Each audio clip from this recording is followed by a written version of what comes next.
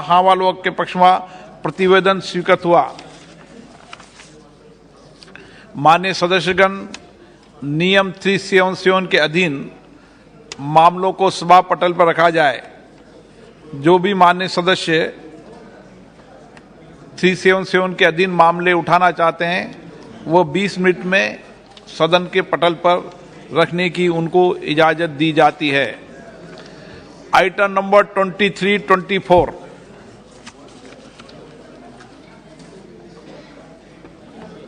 अनुदानों की अनुरक्त मांगों, अतिरिक्त अनुदानों की मांगों के संबंध में शून्यकाल माननीय मंत्री जी के जवाब के बाद शून्यकाल होगा। Shrimati Mahua Moitra. Honorable Speaker, sir, on behalf of my party, the All India Trinamool Congress, I rise to speak on the additional demand for grants 22-23. I begin by quoting the author Jonathan Swift. As the vilest writer has his readers, so the greatest liar has his believers.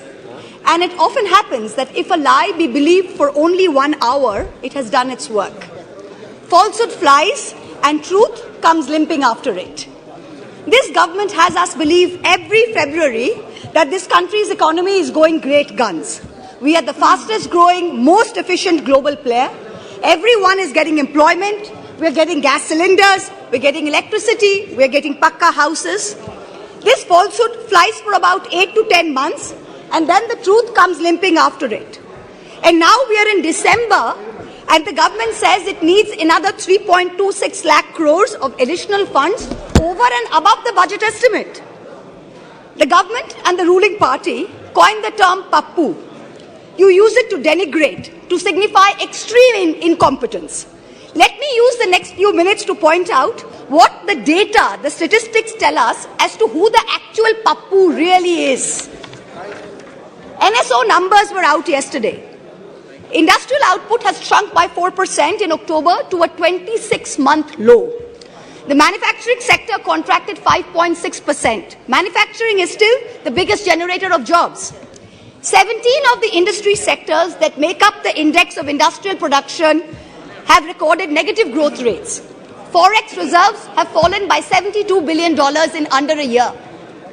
The Honorable Finance Minister yesterday during question hour mentioned how apparently 50% of FII inflows into emerging markets are coming into India. Wonderful. But her colleague, the Minister of State for External Affairs, just last Friday, in response to a question in this very House, stated that almost 2 lakh people, 1,83,741 people, renounced their Indian citizenship in the first 10 months of 2022.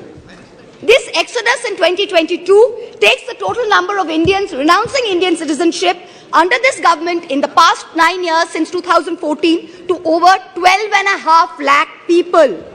This year has already seen more people giving up Indian citizenship than any single given year. High net worth individuals are willing to pay up to $1 million to get citizenship of Portugal, of St. Kitts, of Greece. Is this the sign of a healthy economic environment? Of a healthy tax environment? Who's the PAPPU now? There is an atmosphere of terror in this country with the sword of the Enforcement Directorate hanging over businessmen and high net worth individuals.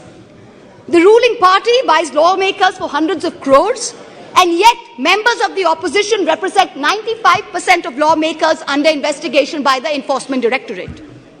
But forget politicians, they're tough, they can fend for themselves. Businessmen and high net worth individuals are soft targets. In the monsoon session, in response to a query from my honourable colleague from the JDU, Mr. Rajiv Ranjan Singh, the Finance Ministry informed this House that in the past 17 years, the ED has opened 5,422 investigations under the PMLA, but has convicted only 23 people. That is a conviction rate of a pathetic 0.5%. Since 2011, the ED has launched 1,600 investigations, 1,800 raids, and convicted only 10 people. In the supplementary demand for grants, I see that the government is asking for an additional 2,900 crores to buy land and ready-built accommodation, office accommodation for the Enforcement Directorate. The taxpayers, you and I, are paying for the ED's operations, for their prosecutions, for their investigations, for their foreign junkets. So do Parliament and public representatives have no right to ask this na khaunga, na khane dunga sarkar, who's presiding over the ED, why there is such a pathetic conviction rate of 0.5%? Is the ED's job only to harass people, or is it to actually track down and catch the perpetrators of financial crimes? What is this level of incompetence? Who's the PAPPU now? Members of the ruling party continue to spread falsehoods about the benefits of demonetization ad nauseum, with no regard to the actual data. You have not achieved the goals of a cashless digital economy. You have not achieved the goals of phasing out fake currency, even after 6 years of your dhamaka announcement.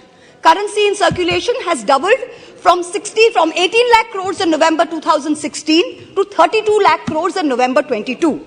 Cash management company CMS's cash index for ATM hit an all-time high this Diwali. Cash is still king. Demonetization did not achieve any of the 3 targets. Who's the PAPPU now?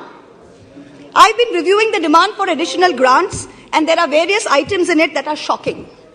From a total subsidy request of 1,09,000 crores in March, the Department of Fertilizers has asked for an equal amount in the supplementary request. Just urea alone is accounting for 86,000 crores. Phosphorus and potassium are controlled because they are nutrient-based subsidies. What is this government doing to stem the overuse of urea, which is killing the soil, killing productivity, and killing our health? What the soil needs is balanced use of fertilizers. Bengal has been promoting a balanced fertilizer blend of major fertilizers. And now we are suffering because the center is starving us of the most popular mix of NPK, which is the basal application for potato. During November 22, Bengal asked for a certain amount, and only 33% of our demand for balanced fertilizers was met by the center. Most of the urea-based subsidy is going to GAIL, because GAIL supplies the maximum gas to the fertilizer sector. When are we going to see the much-promised reform and competition in this natural gas sector? When are we going to see the promised transmission system operator, the unbundling of GAIL? Is the government hiding and protecting GAIL under the garb of providing urea subsidies to people? Nearly 2,000 crores supplementary demand is for large industry, whereas only 233 crores is for the MSME sector. But the MSME sector accounts for 90% of jobs in the industrial sector. These are very distorted priorities. About 45,000 crores demand is for Manrega and other rural employment schemes. This is far too little, far too late. The rural sector accounts for nearly 2/3 of employment in this country. Field reports suggest that only a very small fraction of rural households are getting Manrega jobs. That too not more than 30 to 40 days instead of the assured 100 days. That too, there's a 3 to 4 week lag in wage payment simply because there is inadequate allocation of funds. There is also no supplementary demand for subsidized food delivery under PDS. There is an overall anti-poor bias in the supplementary demand for grants. BSNL is being provided, this is very interesting, BSNL is being provided a viability gap funding of 18,000 crores for rural wireline operations. Prima facie, I don't have a problem with this. But if the government of India wants to keep giving BSNL viability gap funding, it is also giving it free spectrum worth 30,000 crores. Then why not make BSNL free roaming rural for everybody? If I'm not a BSNL user, I'm an Airtel user. I am paying for BSNL's free spectrum. It is not only BSNL subscribers who are paying for it. So if Airtel has poor network in a rural area, why can my phone not latch on to BSNL? Taxpayers are paying for this. Make it free for all in rural areas. The supplementary demand for grants will amount to an additional expenditure of about 4.36 lakh crores. This is going to raise the fiscal deficit above the target that you mentioned in the budget. So what is the government's additional revenue mobilization measures, especially non-tax revenue, that is going to make up the additional expenditure so we stay within the fiscal demand targets, fiscal deficit target? The Honorable Finance Minister yesterday stood in this house and she likened us, the opposition, to Videsh ka Dushman. And she said, we have Jalan ka Bhavna at India's growth. I stand here today to tell the Honorable Minister, wherever she may be, to tell this government, to tell this ruling party, that all of us here have given up our lives, our youth, our jibon, our jobon, as it were, to dedicate ourselves to the service of this great land, to the service of its people. We represent the furthest corners of this country, from Karimpur to Kutch, from Katgodam to Kasargod. It is our inalienable right to ask the questions of this government. It is our right to question your incompetence. And it is this government's Raj Dharma that should make the treasury benches sit down, listen to our voices, and not react like the proverbial Khisyani Billi. It requires enormous courage and tenacity to simply stand up here and speak the truth, and we are doing it.